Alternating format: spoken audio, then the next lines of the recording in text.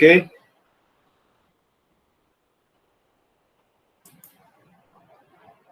Muito bem.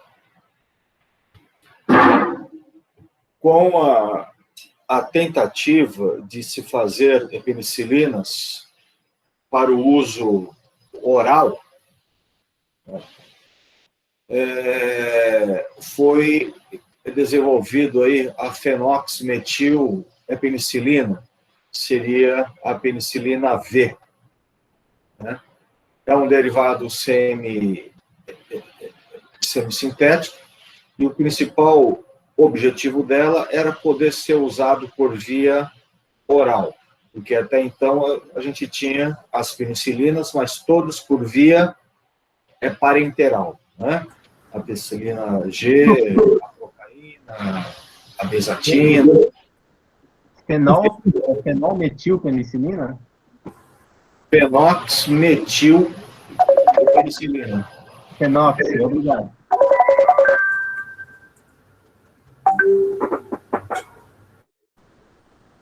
Oi? Professor, o senhor está explicando alguma coisa, algum slide? Oi? O senhor está explicando algum slide? Sim, você não está vendo? Não. Agora? Não? Não, professor. Eu também não estou vendo. Você falou que estava, Arthur, antes? No começo estava, mas acho que quando o senhor iniciou a gravação, ele parou de apresentar o slide.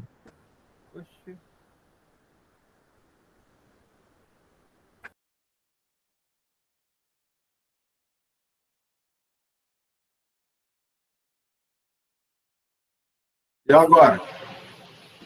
Agora tá perfeito. Agora sim.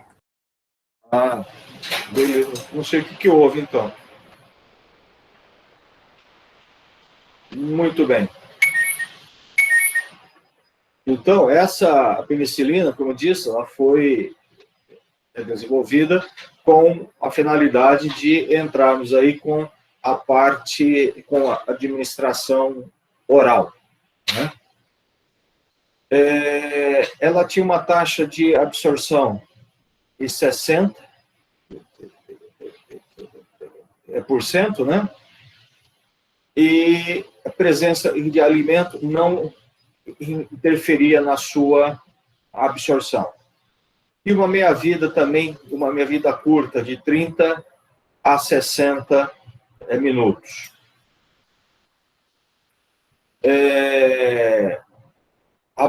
As principais indicações dela, a faringite estreptocóxica, né, infecções mais brandas do trato respiratório superior, profilaxia secundária da febre reumática. Era isso que eles procuravam, né, para tentar substituir a bezetacil, né, da profilaxia. E a profilaxia é por via oral em certos pacientes de alto risco, antes da intervenção dentária, cirúrgica, tal.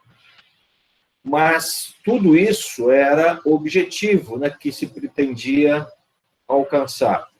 Só que depois, na prática, a gente viu que não deu muito certo, tá?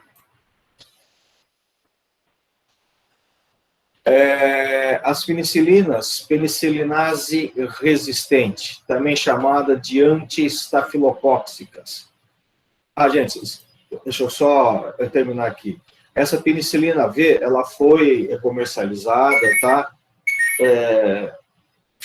Por alguns anos, mas depois, com o aparecimento de outras penicilinas por via oral melhores e mais estáveis que ela praticamente deixou de ser comercializada. E o que se pretendia dela, que era principalmente a profilaxia secundária da febre reumática, não mostrou eficácia, tá? Então, aí, ela deixou de ser utilizada. A preocupação com as penicilinas era sempre aquilo que a gente já comentou a outra aula, o aparecimento, né, o surgimento aí de bactérias resistentes, né, bactérias produtoras de enzimas, as penicilinases.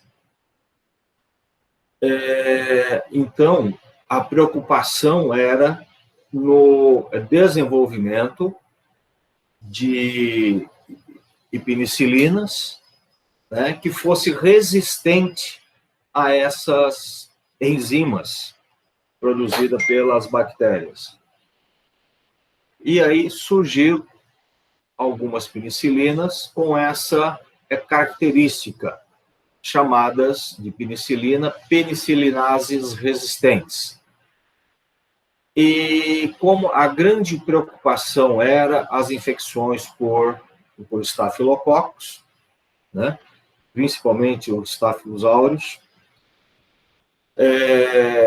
foi então desenvolvida aí algumas penicilinas que eram resistentes às penicilinases produzidas por esses estáfilos. E aí surgiu, então, a meticilina, a oxicilina, tá? Que foi bastante comercializada e ainda é até hoje, principalmente em ambiente hospitalar. Então, ela tem a capacidade de resistir à ação das penicilinases, principalmente dos Staphylococcus aureus. Isso ela também é chamada anti-estafilocóxica.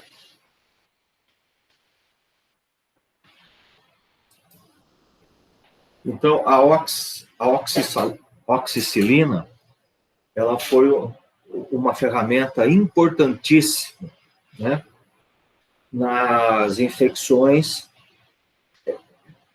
causadas principalmente por estafilococos. E foi desenvolvida por via oral, intramuscular e intravascular, né? Só que a oral, tá, apesar de resistir aí à ação ácida, né, do suco gástrico, a absorção é muito pequena. Ela só tem uma absorção em torno de 30%. Então, é muito pouco o que se absorve, né, dessas penicilinas. O alimento interfere na absorção, então tinha que ser administrada com o estômago vazio, né? 30 a 60 minutos para atingir a concentração máxima após a administração intramuscular. Liga-se às proteínas plasmáticas, principalmente a albumina, em 90 a 93%. A oxacilina, ela acabou sendo bastante utilizada, principalmente nos pacientes hospitalizados, onde você tinha a facilidade, né, de usá-la no acesso, né, venoso. Ela é efetiva contra, então, as infecções estafilocócicas graves, como impetigo, síndrome da pele escaldada, furunculose, broncopneumonias, osteomielites, meningites e etc. Tem pneumonias, gente, por estafilococos, que é extremamente perigosa, tá? Ela evolui muito rápido e mata rapidamente, principalmente em crianças, né? E aí a oxacilina era a ferramenta importante para isso. Na sepse estafilocócica, pode haver a vantagem na associação com gentamicina.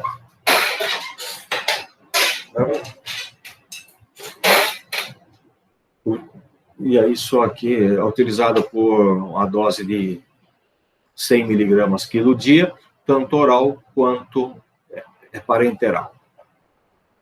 Em casos mais graves, 200 miligramas dia.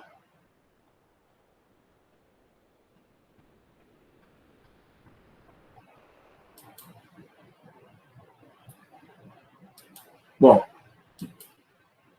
sempre com o objetivo de se desenvolver fármacos com a facilidade, né, para ficar mais fácil para a aceitação do paciente, é sempre aquele fármaco que você pode administrar por via oral.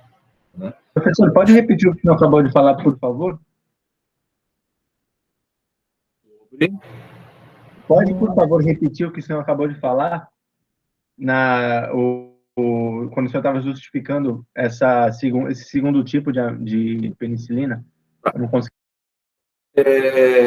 Eu disse o seguinte, que sempre foi a preocupação da indústria farmacêutica, da clínica mesmo, ter fármacos antibióticos que pudesse ser administrado por via oral. Né? Porque quando você tem um fármaco por via oral, você tem uma maior aceitação do paciente. A via parenteral, principalmente a intramuscular, o paciente foge dessas vias, né? O que puder escapar, né, ele escapa. E a intravascular, você sempre vai ter a dificuldade de ter alguém mais especializado para fazer, né? Ou você precisa até internar esse paciente para fazer. Então, a preocupação sempre foi, né, em procurar desenvolver fármacos que pudessem ser administrados por via oral. Aí começa a surgir as aminopenicilinas, a ampicilina e a amoxicilina. A ampicilina veio antes, né? Foi desenvolvida a ampicilina, estabilidade em meio ácido, então já não era mais uma preocupação, né, do meio ácido. Tem efeito sobre as bactérias gram-positivas e gram-negativas. Inativada por penicilinase estafilocóxica e por beta-lactamases também de bacilos gram-negativos. Então, veja, você tem a facilidade de usá-la por via oral, mas você já sabe que você corre o risco de desenvolver, né, a resistência devido à síntese dessas enzimas, né, pelas bactérias. A resistência bacteriana à ampicilina vem crescendo bastante, sendo utilizada em associação ao inibidor de beta-lactamases. Então, você veja bem, uma das principais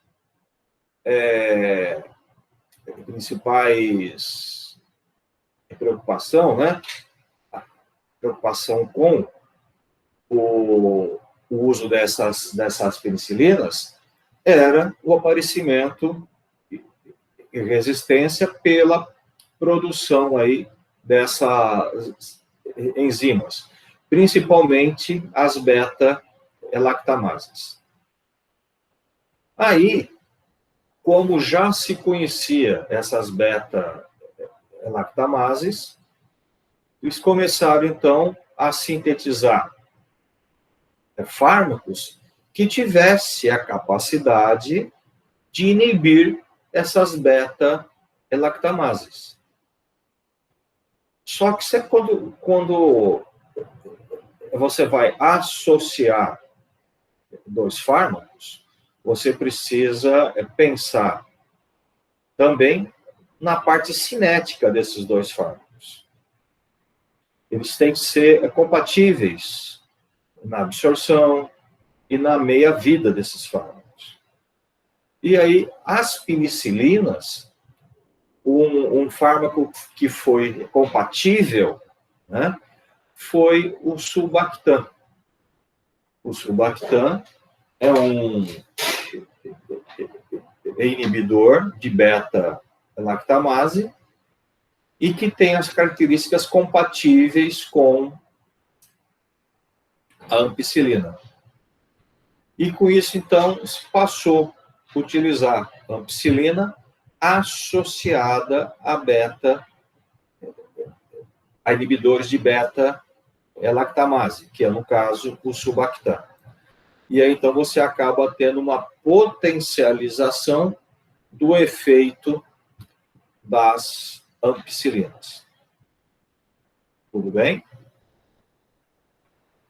Entenderam isso, gente? Sim, professor.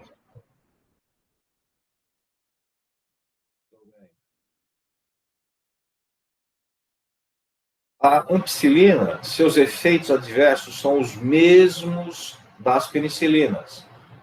Pode ocorrer também alergias, cruzada entre elas, cuidados especiais em pessoas alérgicas. Então, o paciente que é alérgico à penicilina também vai ser alérgico às aminopenicilinas, né? Candidíase bucal, vaginal, aumento das transaminases, sem quadro clínico de lesão hepática, tá? As penicilinas, gente, são bastante seguras, tá? Bastante.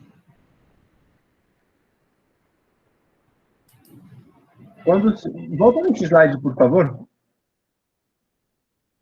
Quando o senhor diz alergia cruzada, é no caso de usar mais um tipo de penicilina? Isso, a alergia que você tinha, vamos supor, a penicilina G, pode te fazer você também ser alérgico à aminopenicilina. Eu continuo não entendendo. É no caso de administrar dois tipos de uma vez só. Não. Uma penicilina, tá, que seja capaz de te sensibilizar, você vai ficar sensibilizado também a outras penicilinas.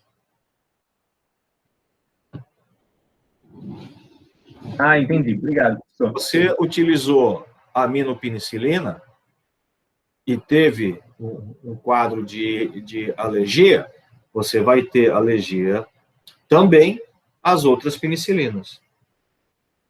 Tá? Uma leva a alergia também às outras. Ok? Ok, professor. Obrigado. Entendi. Bom, e após a ampicilina, aí que surge a amoxicilina, né? E que a gente usa ela até hoje, né?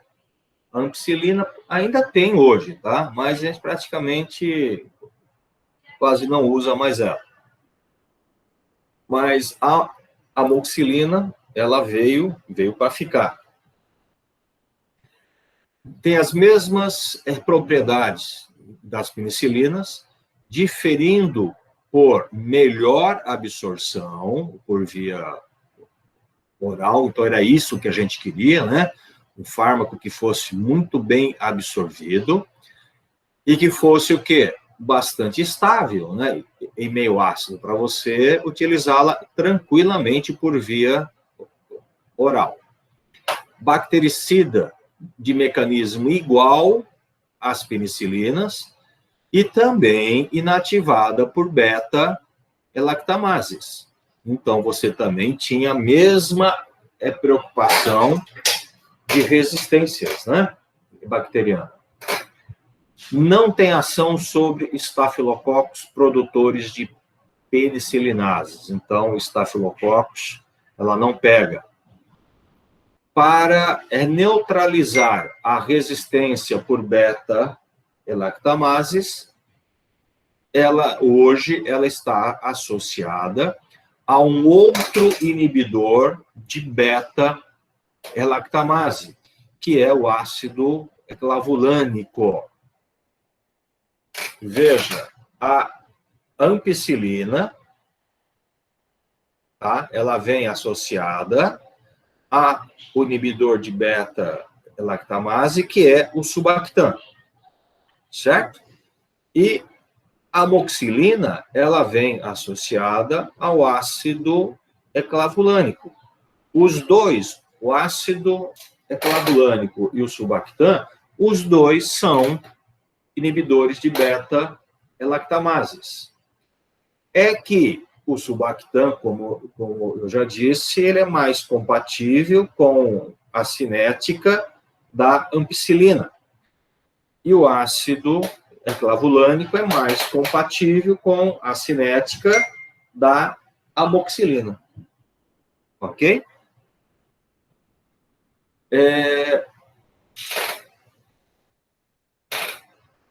Se usou, gente, por muitos anos, e ainda se usa, tá? A amoxicilina. A amoxicilina é um antibiótico muito bom, principalmente ele veio aí para melhorar muito o tratamento das pneumonias, né? Lembra que a gente comentou na última aula a pneumonia em criança, né? Que você tinha que dar a penicilina procaína, né? Várias injeções por 10 dias. Era um trauma horrível, né? Para a criança e para quem aplicava. Amém. Quando surgiu a amoxicilina, nossa, isso melhorou demais. Demais. Então, a gente começou a usar muito a amoxicilina para esses casos. Só que, por muitos anos, né, esses antibióticos foram utilizados de forma de venda livre, né? O que acabou tendo aí um uso indiscriminado e aumentando muito a resistência bacteriana. E aí, vários tipos de infecções não eram mais sensíveis à amoxicilina, passou a ser resistente pela produção de beta-lactamases. E aí, então, a saída foi o quê?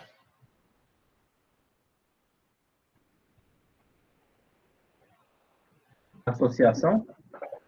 Foi associar, né? Associar o inibidor de beta-lactamase, que é o caso, o ácido clavulônico. Tá? Gente, só um minutinho, por favor.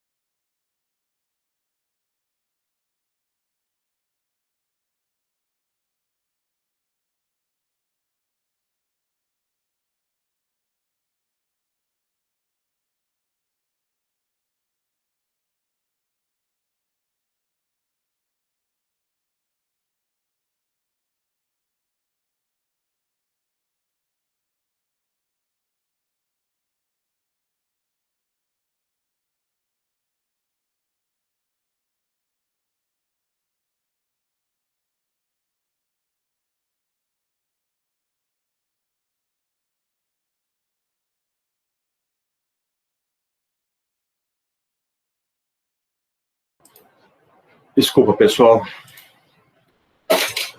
Então, aí, passou a ser utilizado, né, o ácido clavulânico, né, para inibir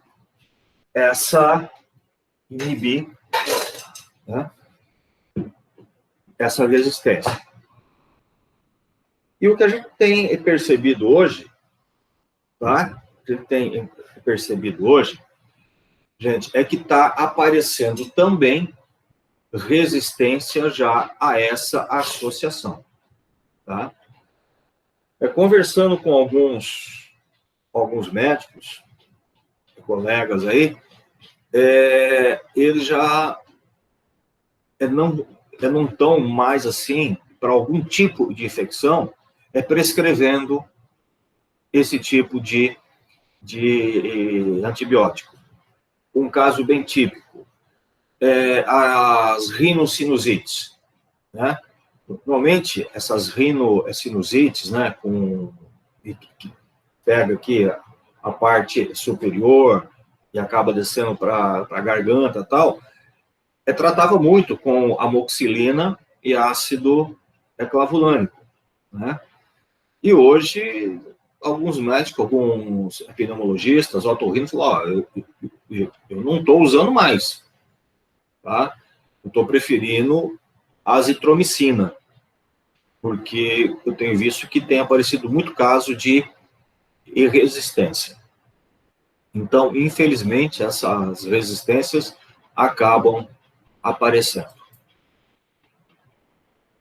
A amoxicilina, a vantagem sobre a ampicilina é sua boa absorção oral, né? Níveis séricos estáveis e elevados, sem interferência com alimentos. A manutenção de concentração terapêutica ativa por até 12 horas, né? Então, uma dose diária reduzida comparada à ampicilina. A ampicilina, você precisa fazer administrações de 6 em 6 horas, tá? A amoxicilina, você pode fazer a opção de 8 ou 12 horas.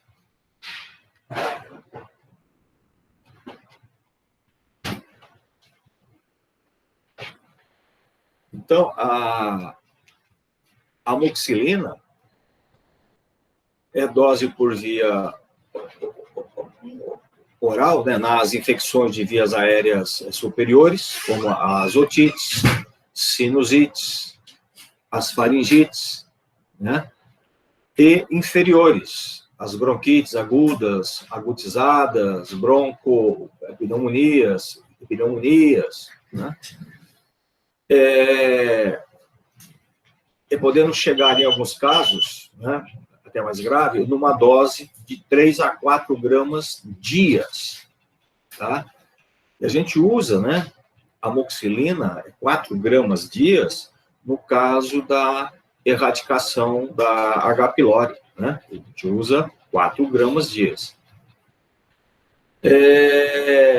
E com isso a gente pode ver que ela é bastante segura, né? Tem uma segurança muito boa. É uma pena o aparecimento aí das resistências. Então, aí estão algumas penicilinas, né? A preparação, tá? O nome comercial, né? A via de administração e a dose recomendada, tá? Tudo derivado das penicilinas. Ok? Muito bem. A carboxipenicilina é um outro tipo de penicilina, né? O carbazol é uma droga sintética de largo espectro instável em meio ácido, inativada por beta-lactamase também, e rapidamente eliminada por via urinária. São bactericidas e mecanismo semelhante às penicilina G, disponível apenas a ticarcilina com ácido clavulânico, empregados em infecções por gram negativas, produtores de beta-lactamase. Então, você precisa, o carbazol, ser associado ao ácido clavulânico para inibir a produção de beta-lactamase. Depois surgiram também aí outras penicilinas, a ureidopenicilinas, né? Também semissintética, originados da ampicilina, com a ligação à cadeia de a molécula de ureia. No Brasil, temos a piperacilina, com associação ao tazobactam, que é um outro tipo de inibidor de beta-lactamases, tá? Então, temos o subactam, o ácido clavulânico e o tazobactam. Indicada principalmente em infecções hospitalares, causada por pseudomonas aeruginosas, Anictobacter, e aí vai algumas outras cirurgias. Mas isso daqui hoje, gente, já foi superado também com outros tipos de antibióticos mais novos, tá? A piperacilina é utilizada na dose de 200 a 300 mg quilo dia, de 4 em 4 ou de 6 em 6 horas por via intravenosa, né, infusão lenta. Então, veja, somente em ambiente hospitalar. Tá? E aí, só para a gente ver que o ácido clavulânico, que é o mais utilizado, a gente usa muito ele, né? Ele por via oral, ele é bastante estável, né? Por via oral,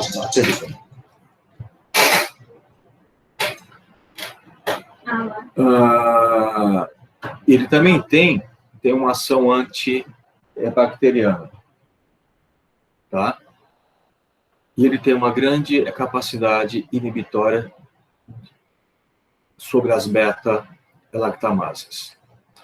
Então, ele é o mais utilizado hoje. A gente usa muito ele, tá? Associado principalmente à amoxicilina.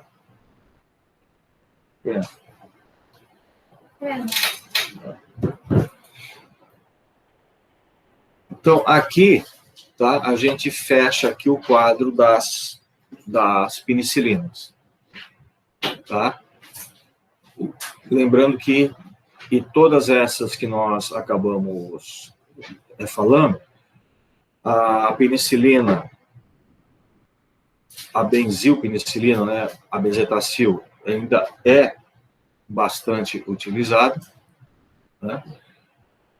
A ampicilina, pouco, e a amoxicilina, bastante utilizada ainda hoje, tá?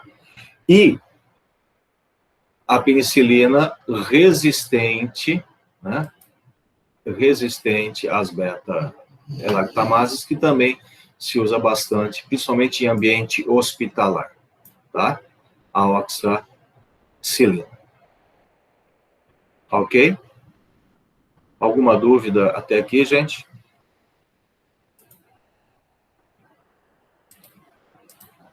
Perguntas?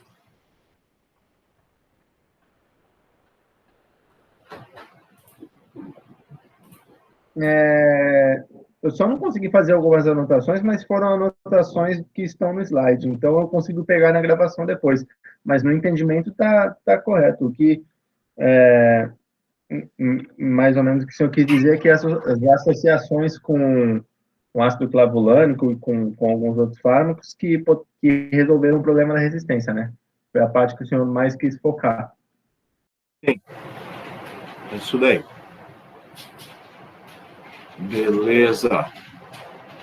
Opa, bateria acabando.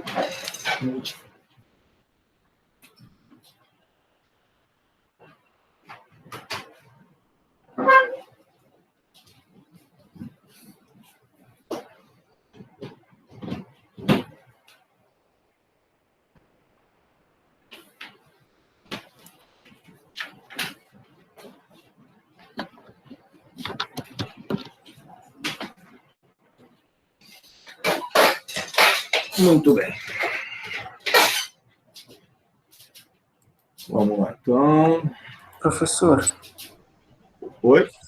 Sim? tem uma pergunta no chat da Tainá. Ela está perguntando o que você, em relação à sua disciplina, o que a gente deveria abordar no projeto integrador? Ah, tá. Eu tinha me esquecido disso. Então, gente, eu vou até falar uma coisa. Eu ia começar a cefalosporina e eu não vou começar e vou falar desse projeto, tá bom? Eu tinha esquecido disso. O que a gente havia combinado aí é a Marlise, né? O Calixto e eu, é isso?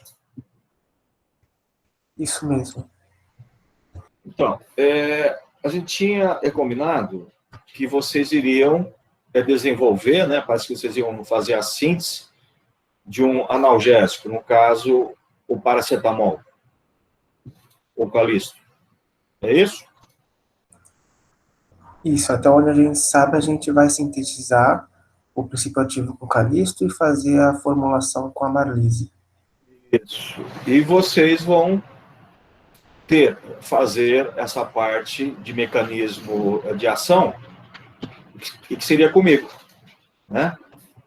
Então, eu teria que dar uma explicação para vocês, tá? Sobre isso, porque na realidade, né? Na realidade,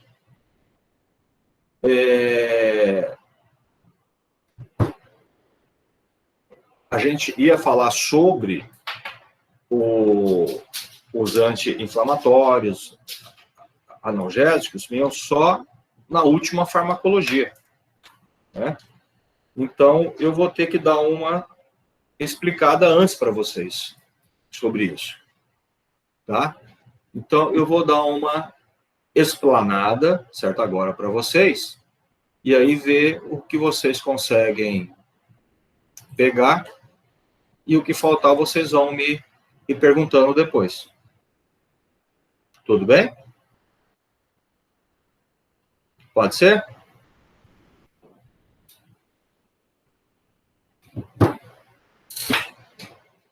Professor, no caso, no nosso trabalho final, então, a parte da sua disciplina seria só explicar o mecanismo de ação do paracetamol? Isso, exatamente. Exatamente.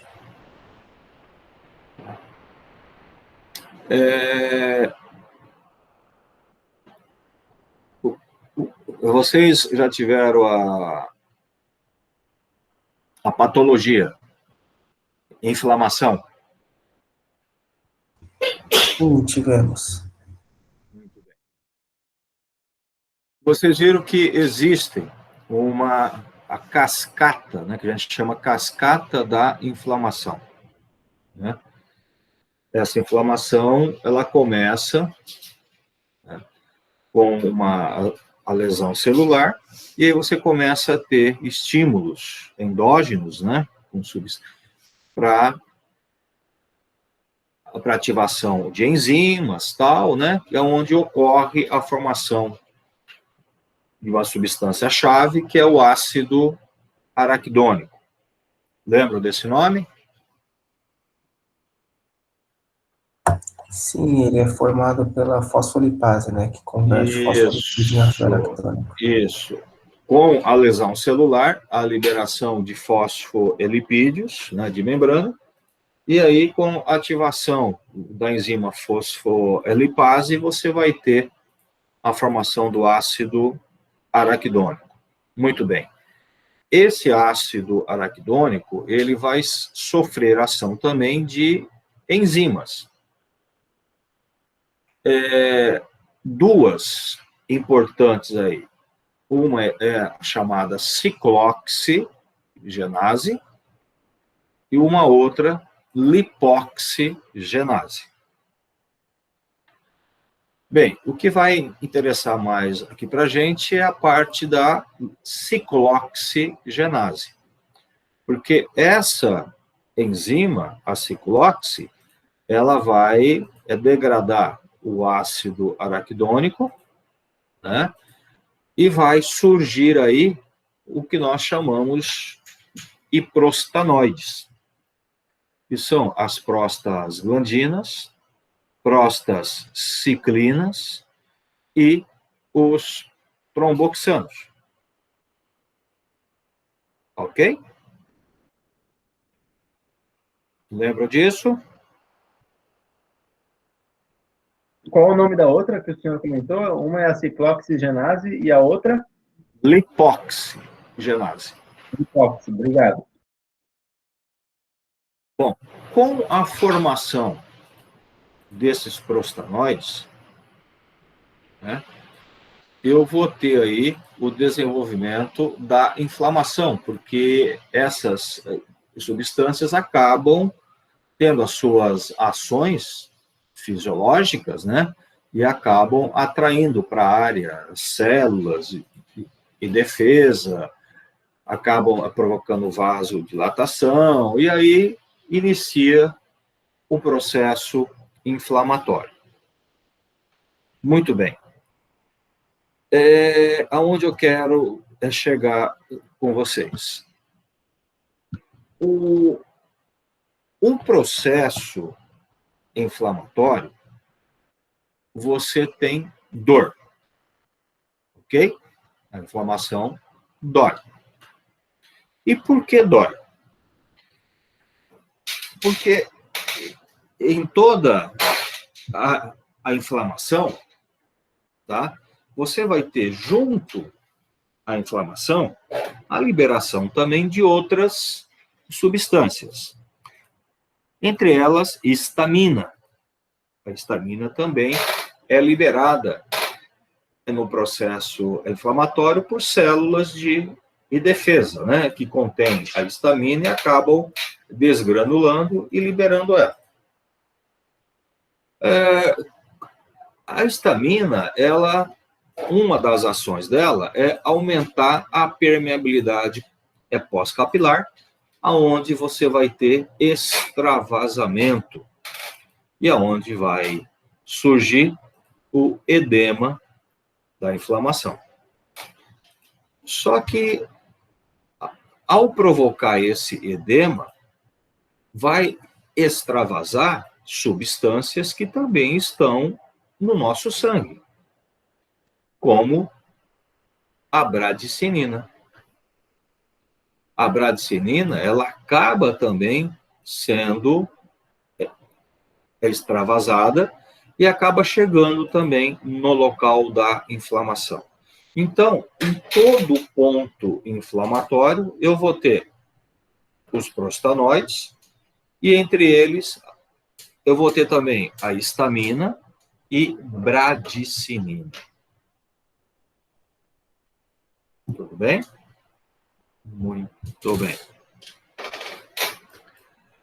Nós temos receptores específicos para dor, que são chamados de nociceptores. Nociceptores. E nós temos o quimioceptor, nós temos o mecanoceptor e nós temos o termoceptor.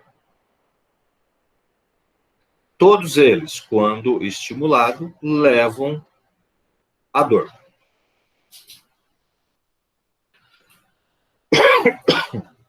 O termoreceptor, como que ele leva à dor?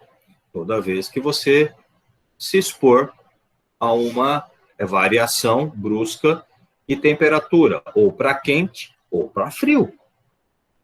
Você vai ter dor, porque o termo vai captar essa variação e vai te provocar dor. Põe a mão no gelo por algum tempo. Seu dedo vai começar a doer. É o termo. Se pôr a mão numa chapa quente, vai doer. Né? Então, quem está te alertando para isso daí é o termoceptor. O mecanoceptor. O mecano é a hora que você bate, né, em algum lugar. Né? Você bateu na quina da mesa, você bateu na quina da porta, você sente dor. Então, quem foi estimulado foi o mecanoceptor. Bem, e quando você tem um processo inflamatório? No processo inflamatório, quem será estimulado é o quimioceptor. Por que quimioceptor? Porque quem vai estimular será substância química. Esses nociceptores, eles são sensibilizados, eles podem ser sensibilizados e estimulados. Uma substância que sensibiliza o nociceptor é a bradicinina.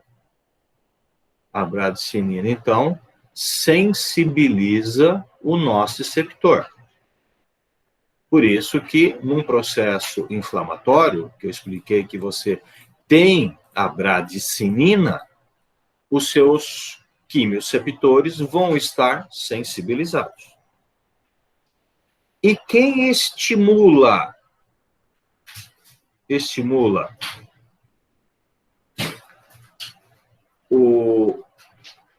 Professor, Oi. Uma pergunta aqui. No caso da bradicinina, é só para o quimiorreceptor, né? Não, para todos eles. Para todos eles? Obrigado. Para todos eles. A bradicinina, ela sensibiliza todos os nociceptores. Tá? Agora, na inflamação,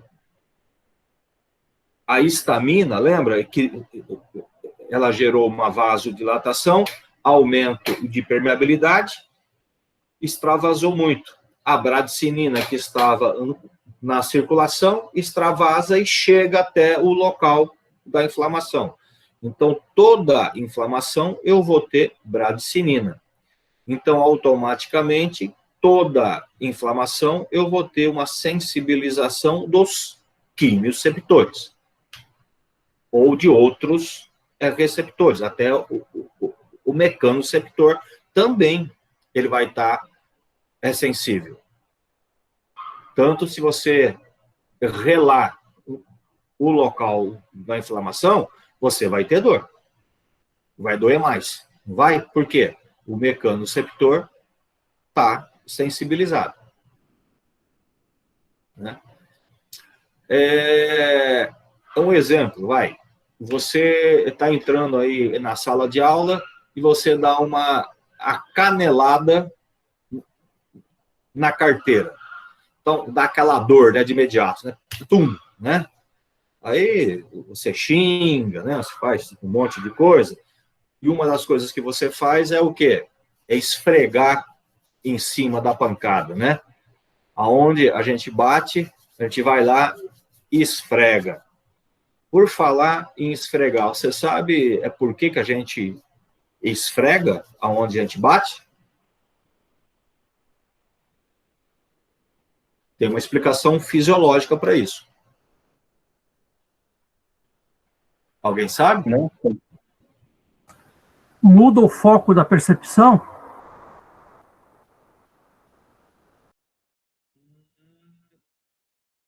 Muda, mas por que muda? Você comentou uma vez que, se eu não me engano, a gente só consegue sentir uma coisa, ou a gente sente dor, ou a gente sente o tato. Aí você coloca a mão e mexe, porque aí na nossa cabeça a gente tá sentindo o tato e deixa de sentir a dor. Acho que era alguma coisa assim. As vias de aferência levam apenas uma informação, né? E essa via, tá? E essa via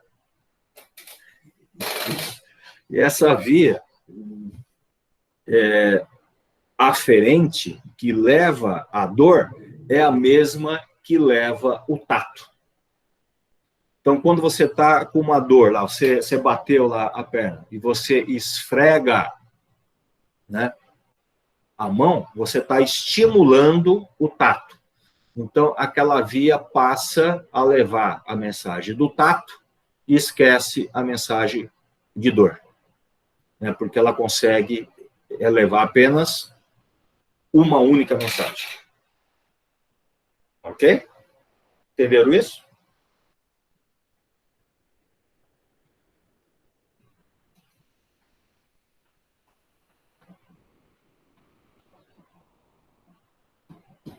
Eu adoro esse feedback rápido que vocês dão, sabe? É uma maravilha para a gente. Eu estava digitando, professor, desculpa a demora aqui.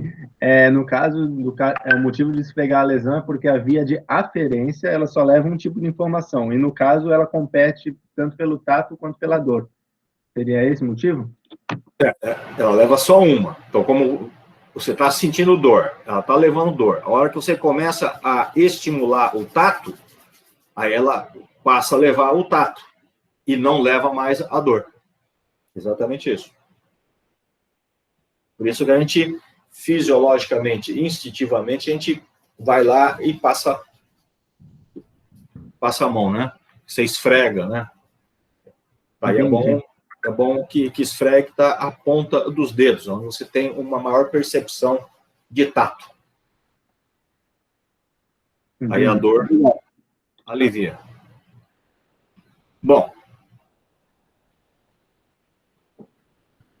Muito bem. Houve, então, a pancada, houve a dor, né? Você xingou, você passou a mão, tal, aí a dor é bloqueada. Passou a dor, tá? Passou. Mas aí, daqui a pouco, alguém passa perto de você e esbarra bem em cima da onde você bateu. O que vai acontecer? Você vai ter dor. E por que você teve dor? Porque a hora que você levou aquela porrada, tá? Você rompeu alguns vasinhos, aumentou a bradicinina, aquela área, e sensibilizou aquele mecanoceptor. Ele está sensibilizado. Então, a hora que alguém chega e encosta lá, você volta a ter dor. Então, a bradicinina, ela deixa tudo sensibilizada. Ok? Ok.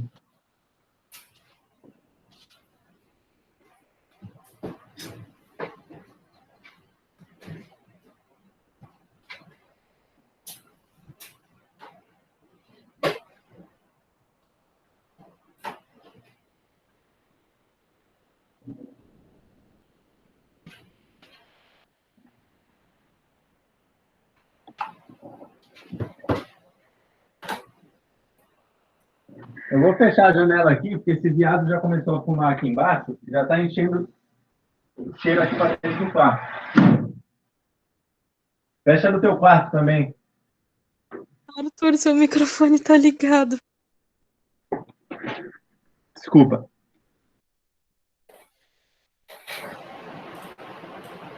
Muito bem. Continuando aí agora. Então, na inflamação, nós temos lá o aumento da bradicinina, né, que vai sensibilizar os nossos receptores, e eu vou ter também a bradicinina. Desculpa, as prostaglandinas. As prostaglandinas estimulam os quimioceptores. Então, eu vou ter a sensibilização pela bradicinina e vou ter o estímulo pela prostaglandina. Tá? Por isso que a inflamação, eu tenho dor. Bom, então, é o seguinte. Para que haja dor, eu preciso ter a sensibilização pela bradicinina e eu preciso ter estímulo. No caso do quimioreceptor, eu preciso da bradicinina e eu preciso da prostaglandina. Preciso ter... São dois estímulos concomitantes, professor? Não, eu preciso ter a sensibilização da bradicinina e o estímulo da prostaglandina. Eu tenho que ter os dois para que eu tenha a dor.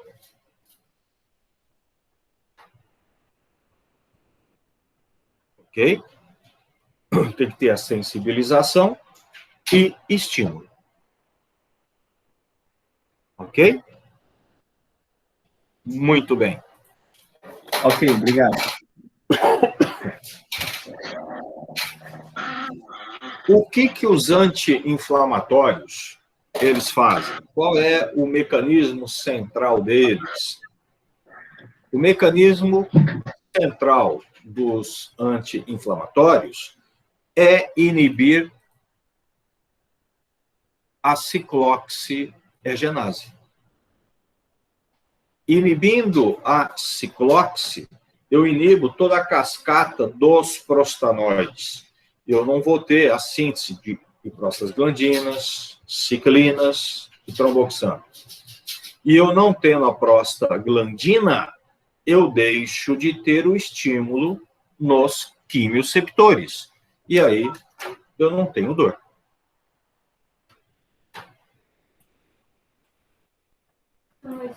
Ok? Por isso que os anti-inflamatórios são também analgésicos. Porque ele inibe toda a cascata inflamatória? Oi? Ele inibe toda a cascata inflamatória desde o começo lá da produção do ácido araquidônico? Não, ele inibe a COX, a cicloxi. Ele inibe a degradação do ácido araquidônico. E aí eu não tenho a formação dos prostanoides. Ah, tá. Ele evita a formação dos prostanoides. Entendi. Obrigado.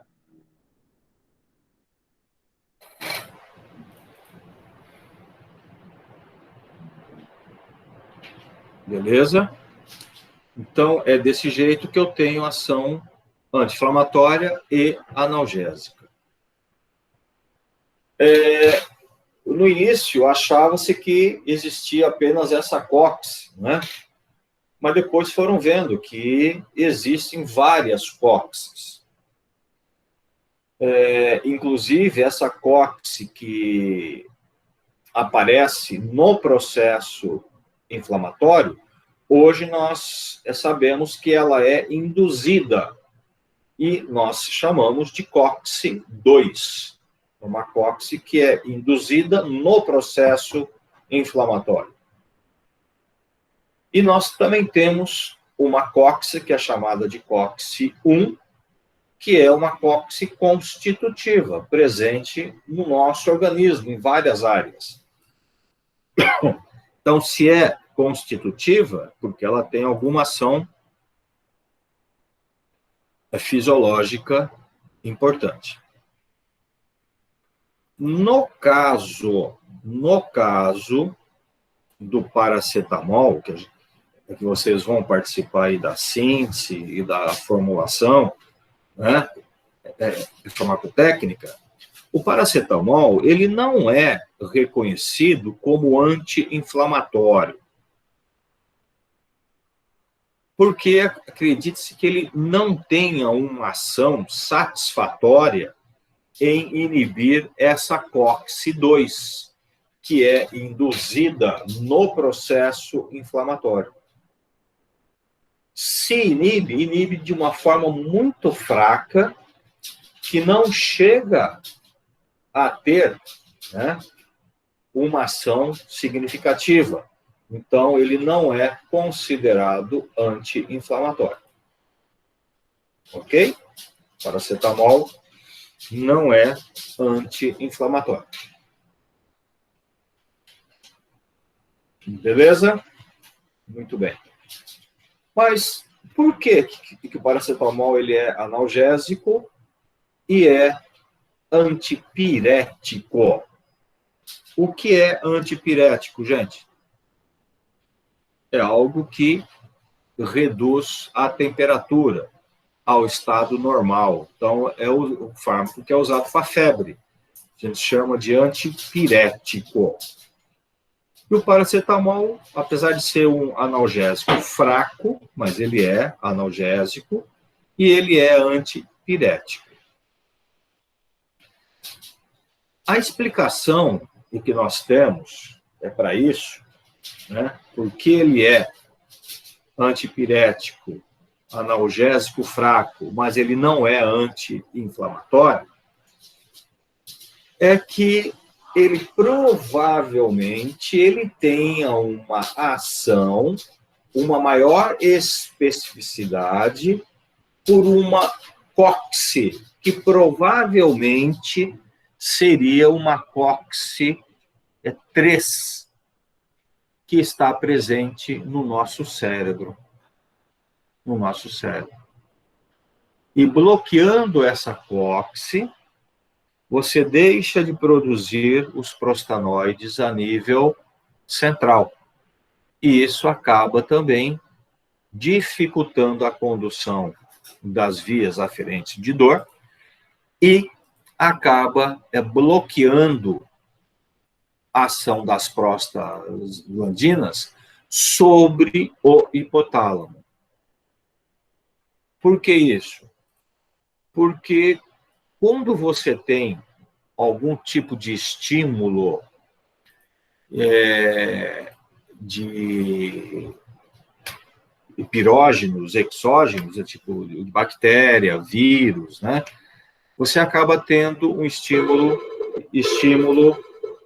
imunológico, você acaba tendo a liberação de interleucinas, de complemento, e tudo isso acaba servindo de estímulo para a indução, para a síntese de algumas COXs, inclusive a COX central, que é a do tipo 3. E essa COX central, por esse tipo de estímulo, acaba produzindo prostaglandinas a nível central.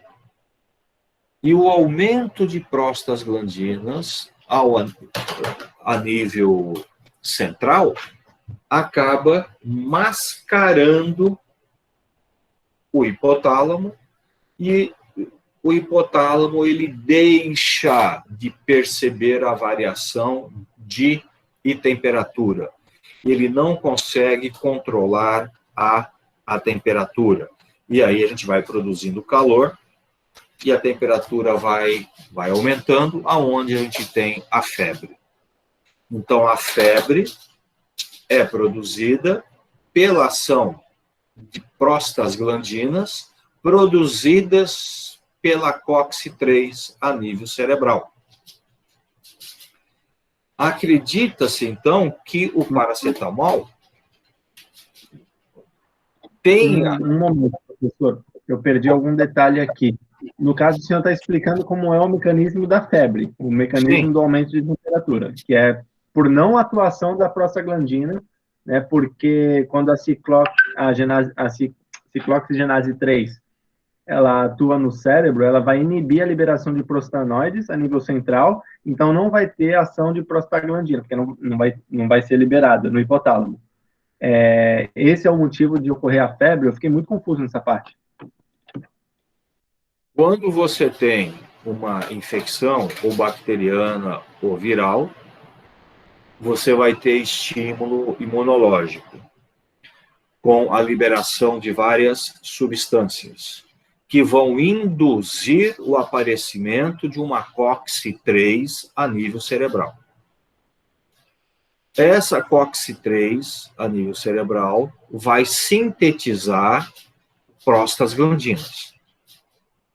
E essas prostaglandinas é que vão mascarar o hipotálamo, não deixando ele controlar mais a temperatura. Aí que aparece a febre. Então, a febre foi provocada pelo aumento de prostaglandinas. Entendi. Okay? Obrigado, professor. Esclareceu.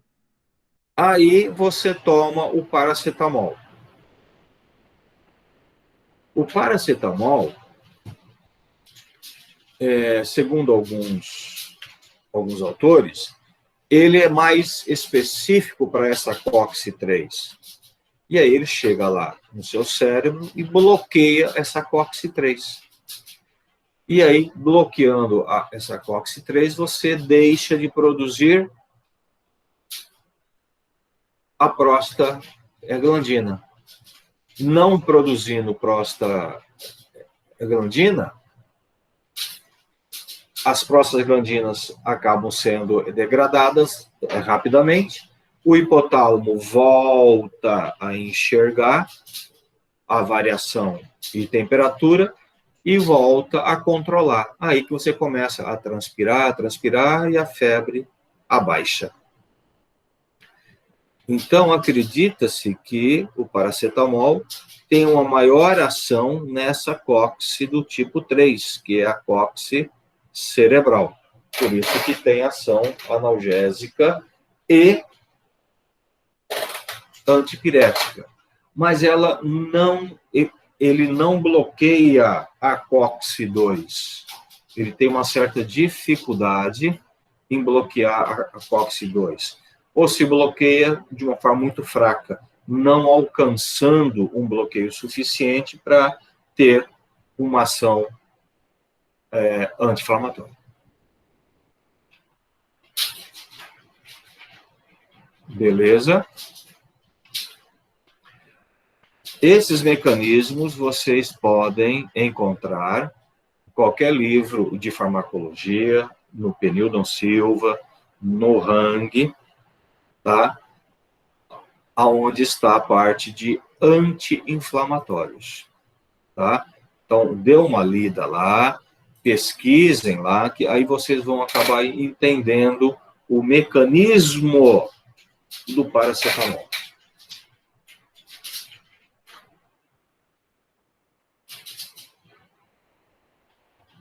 Tudo bem, gente?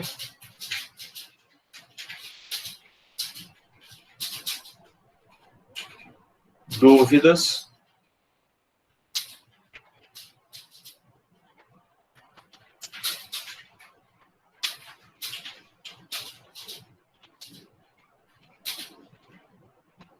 Muito bem. Se está tudo bem, então está tudo certo. E aí a gente encerra.